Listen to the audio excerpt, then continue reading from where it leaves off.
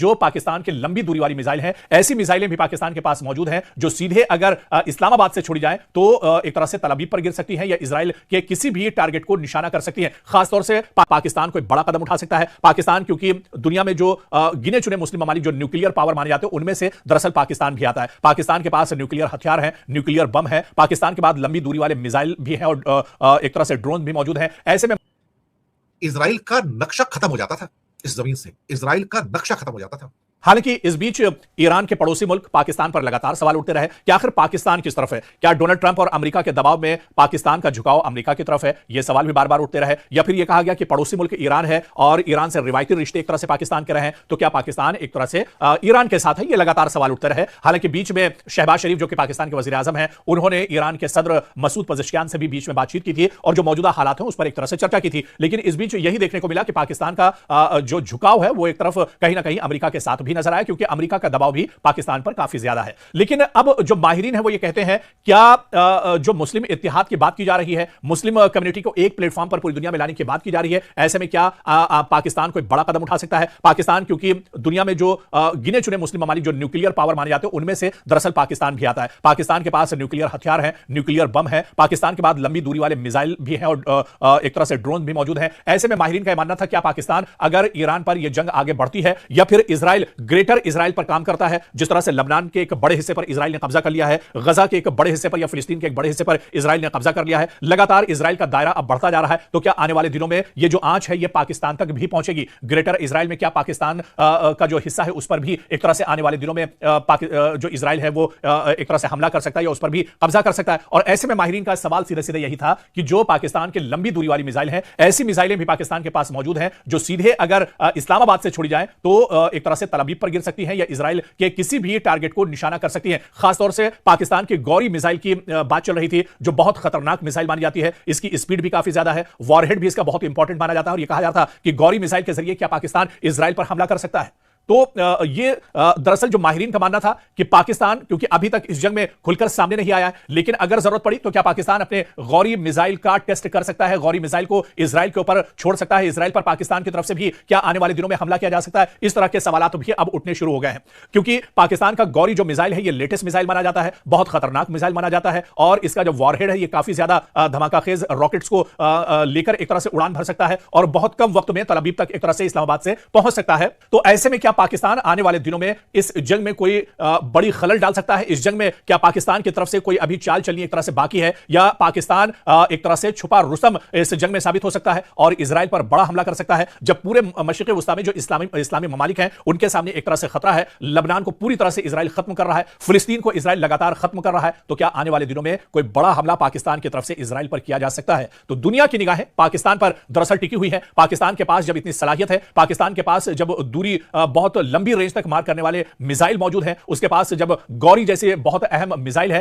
तो क्या पाकिस्तान कोई बड़ा खेल कर सकता है, कोई बड़ा कारनामा दरअसल इस जंग के बीच में कर सकता है? और क्या पाकिस्तान की तरफ से आने वाले दिनों में यह पहल की जाएगी, आने वाले दिनों में कोई बड़ा हमला इजराइल के ऊपर किया जा सकता है? माहिरीन का यह मानना है कि जैसे जैसे यह जंग बढ़ेगी तो इसकी तवक्को भी की जा सकती है। पाकिस्तान अपना डिफेंस भी करना चाहेगा, अपनी सिक्योरिटी बढ़ाना चाहेगा और ऐसे में अगर यह जंग ईरान हारता है तो मशरिक़ वस्ता में अगला जो निशाना इजराइल या फिर अमेरिका का होगा वो दरअसल फिर पाकिस्तान हो सकता है और पाकिस्तान अपने को बचाने के लिए यह बड़ा कदम उठा सकता है। गौरी जो मिसाइल है उसको लॉन्च करने के बारे में भी पाकिस्तान कहीं ना कहीं सोच सकता है, लेकिन जंग को एक महीना गुजर चुका है। हालांकि इस जंग के बीच में पाकिस्तान का जो रुख है वो बहुत साफ नहीं है। हालांकि पिछले दिनों जिस तरह से खबर आई थी कि इस्लामाबाद में कई ममालिक के वज़राए खारजा जमा हुए थे और इस जंग को लेकर उन्होंने गौर फिक्र किया था, हालांकि इस बातचीत का कोई नतीजा तो नहीं। को ढूंढ नहीं पाते थे, मैं आपको बताऊं, और कहीं उसका पाला एक पावरफुल कोई क्या कहते कंट्री से पड़ जाता तो उसको लेने के देने पड़ जाते, जिंदगी में उठता नहीं था फिर उसके बाद कभी भी। उसको क्या है ना कि गुमान हो गया कि मेरे सामने कोई है नहीं, तो मेरे हवाई जहाज जाएंगे अटैक करेंगे, मेरी मिसाइल जाएंगे अटैक करेंगे, उनको गिरा नहीं सकता। और पहली बार ऐसा है ना कि वो ऊंट पहाड़ के नीचे आया, उसको लगा कि मैं ईरान को भी मार दूंगा, ईरान भी बकरी का बच्चा है। लेकिन ईरान के पास तो नेवी भी नहीं है, उसके पास एयरफोर्स भी नहीं है, एक स्ट्रॉन्ग एयर डिफेंस भी नहीं है।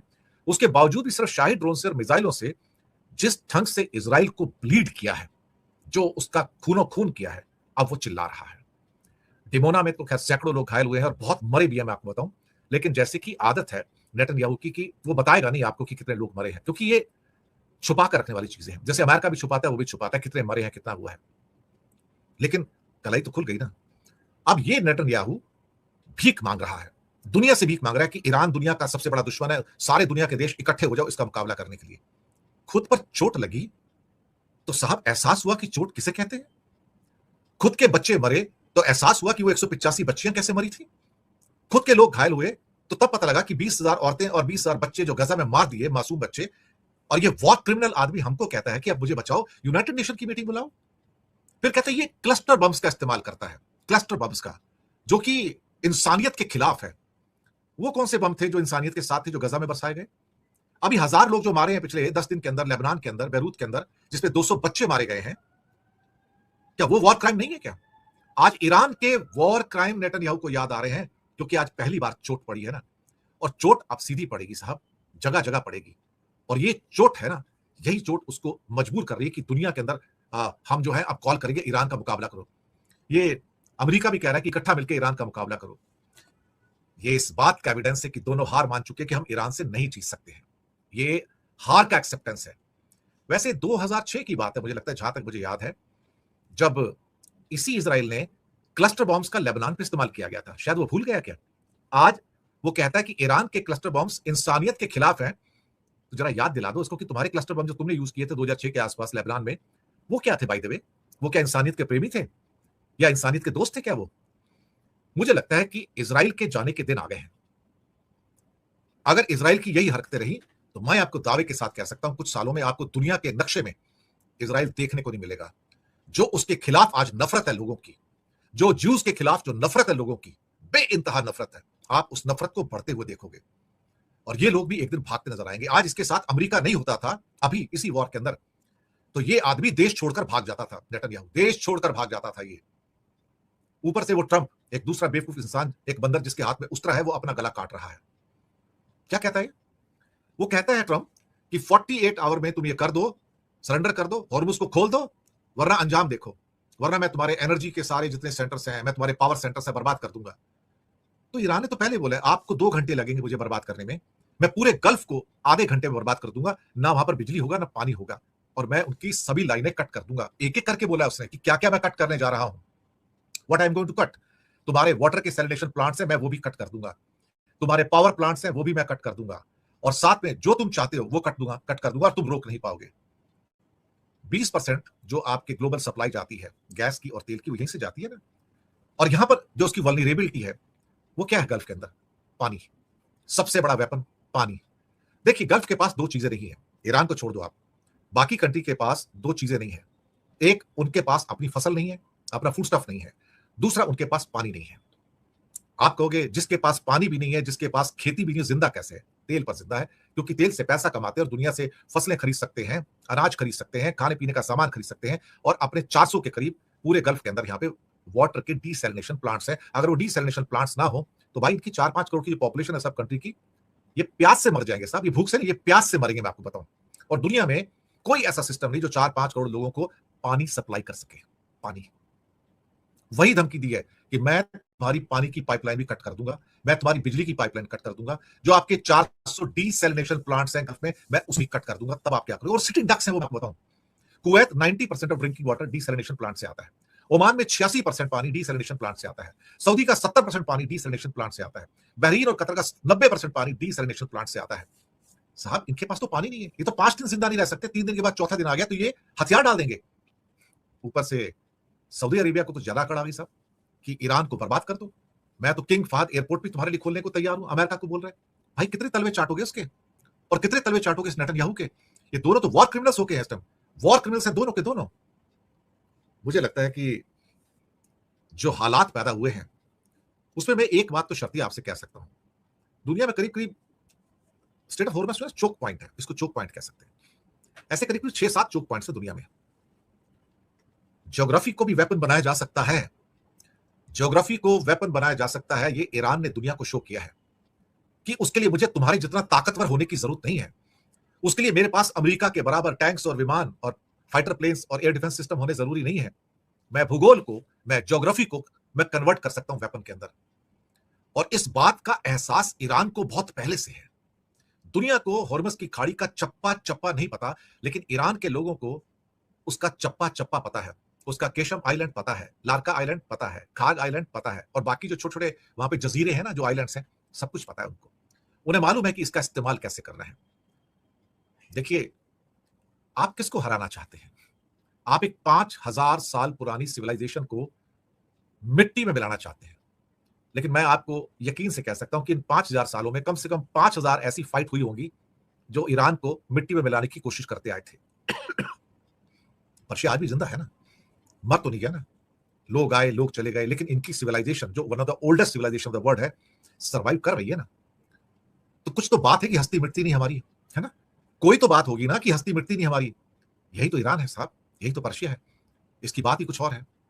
अभी नवरोज गया है उनका त्योहार ईद के साथ में, तो सभी ईरान के भाई बहनों को हमारी ओर से नवरोज की बधाई हो, बहुत बहुत बधाई हो। भारत में जो पारसी कम्युनिटी है वो नवरोज का त्योहार मनाती है, तो उन सबको नवरोज की बधाई हो, और सभी ईरान के भाई बहनों को नवरोज की बधाई हो हमारी ओर से।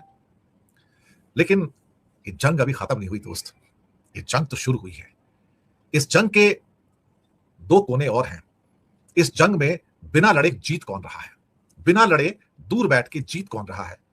और इस पूरी जंग के अंदर दो प्लेयर ऐसे हैं जो दूर बैठ के हाथ सेक रहे हैं, लेकिन साहब वो अंदर ही अंदर बहुत मदद भी कर रहे हैं, अच्छी खासी मदद कर रहे हैं साहब। उनमें से एक है रशिया और एक है चाइना। आउटराइट विनर्स है इस पूरी वॉर के, मैं आपको बताऊं, आउटराइट विनर। क्योंकि इस पूरी वॉर के अंदर इजराइल एक्सपोज हो गया, इजराइल के वेपन्स एक्सपोज हो गए, अमेरिका के वेपन्स सारे एक्सपोज हो गए, अमेरिका के एयर डिफेंस सिस्टम एक्सपोज हो गए। वो सारा गुब्बारा, जो सारा ऑरा फैलाया गया था अमेरिका के द्वारा कि मेरे हथियारों से बेहतर कोई हथियार नहीं है और मैं दुनिया का सबसे बड़ा हथियारों का सौदागर हूं, अब लोग कह रहे हैं नहीं भैया, तुम्हारा टाइम खत्म हो गया। अब तुम्हारे हथियार इस लायक नहीं है कि उससे तुम खुद को प्रोटेक्ट कर सको। और वो खिलौने जो तुम लेकर आते थे ना अपने साथ में, जो आज से 40-50 साल से चल रहे थे, 60 साल से, एयरक्राफ्ट कैरियर्स, F-35, F-22, वो अब नहीं चलेंगे। वक्त गुजर गया साहब, वक्त गुजर गया। गुजरते वक्त के साथ जो इलेक्ट्रॉनिक वॉरफेयर आया और एक नया वॉरफेयर आया, तो दुनिया को चौंका दिया ईरान ने कि भैया आप 100 रुपए लगाते हो तो मैं 1 रुपए लगाता हूं, मैं अपने 1 रुपए से तुम्हारा 100 रुपए का डैमेज कर सकता हूं। और वही हुआ। 20 लाख के क्या कहते हैं ड्रोन को गिराने के लिए आप 30 करोड़ की, 50 करोड़ की, क्या कहते हैं कि आप पैसे खर्च करते हैं मिसाइल में। जो डिएगो गार्सिया में मिसाइल डाली गई थी ना, मैं आपको बताऊं, जो जिसको एक को गिराया गया है, उसको गिराया गया SM-3 इंटरसेप्टर से। आपने शायद नाम नहीं सुना होगा, ये one of the top class interceptor हैं अमेरिका के। ये बहुत कम यूज किए गए, उनके पास बहुत लिमिटेड मात्रा है। SM-3 का इंटरसेप्टर, एक इंटरसेप्टर करीब 150 करोड़ का है। इजराइल की वो मिसाइल 2 करोड़ की थी, 2 करोड़ की। अगर आप पाकिस्तान पर भारत का रिएक्शन देखना और सुनना पसंद करते हैं तो चैनल को सब्सक्राइब करें। अगली वीडियो में आपसे मुलाकात होगी, तब तक के लिए अल्लाह हाफ़िज़।